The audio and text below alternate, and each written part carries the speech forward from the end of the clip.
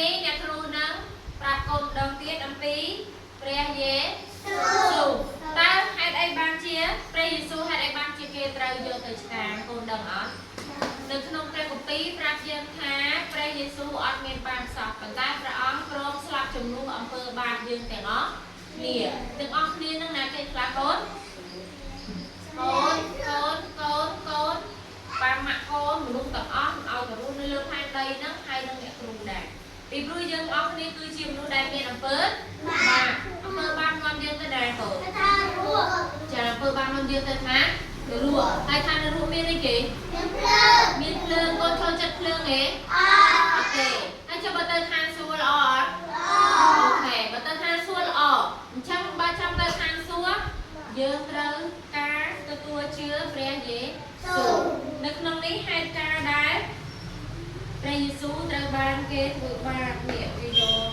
យកខ្សែតៃនេះទៅវាយព្រះយេស៊ូវាយខ្លាំងណាវាយឡើងខ្លាំងហើយវាយឡើងឈឹកឈៀងខ្នងហ្មងហើយគាត់មកគេឲ្យព្រះយេស៊ូនឹងលីឈើស្តាទៀតគេឲ្យព្រះយេស៊ូលីឈើស្តាហើយធ្ងន់ណាស់កូនហើយអូនឡើងវិញហើយបើសិនជាកូនវិញធ្ងន់អត់ធ្ងន់ចាគេវាយព្រះយេស៊ូឡើងបែកឈាមហើយគេយកព្រះយេស៊ូនឹងឲ្យទៅលីឈើស្កាងហើយយកអាឈើស្កាងណាយកទៅស្កាងព្រះយេស៊ូទៀត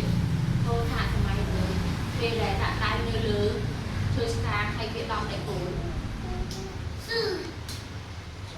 អត់ទំនាស់តែគោលនឹងភ្លុះទៅក្រោមណាស្រក់ឈាមឈាមច្រើនណាស់ណាមែនណាហើយកូនឯ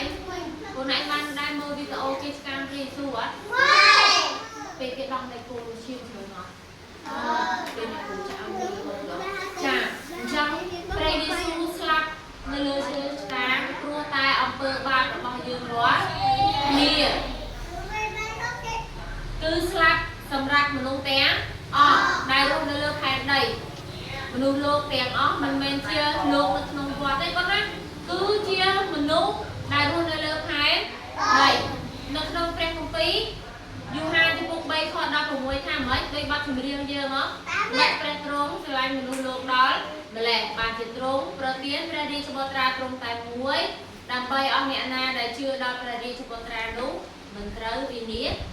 ឡើយគឺឲ្យមានជីវិតអស់កលអ្នកណាទៅចាំមានជីវិតអស់កលរស់រហូតអត់ស្លាប់ណាចាកូនអ្នកគ្រូដែរអញ្ចឹងពេលដែលយើងទៅនគរឋានសួគ៌យើងបានជួបគ្នាតែបើកូនអត់ជឿព្រះយេស៊ូអ្នកគ្រូទៅឋានសួគ៌អ្នកគ្រូជឿព្រះយេស៊ូអ្នកគ្រូទៅឋានសួគ៌កូនបើកូនអត់ជឿព្រះយេស៊ូកូនទៅឋានសួគ៌អញ្ចឹងយើងអត់ជួបគ្នាដើម្បីឲ្យជួបនឹងអ្នកគ្រូកូនត្រូវធ្វើម៉េចជឿព្រះយេស៊ូចាជឿព្រះយេស៊ូពីព្រោះព្រះយេស៊ូព្រមស្លាប់ជំនួសអំពើបាបរបស់យើងទាំងអស់គ្នាអ្នកណាគេដែលថាខ្លួនឯងអត់មានអំពើបាបអត់មានទេមនុស្សទាំងអស់គឺមានអំពើបាបអ្នកគ្រូដែរអ្នកគ្រូមានអំពើបាបគឺជាការអីគឺជាការគិតខអំពើបាបគឺជាការគិតខអីគេទៀតនិយាយខ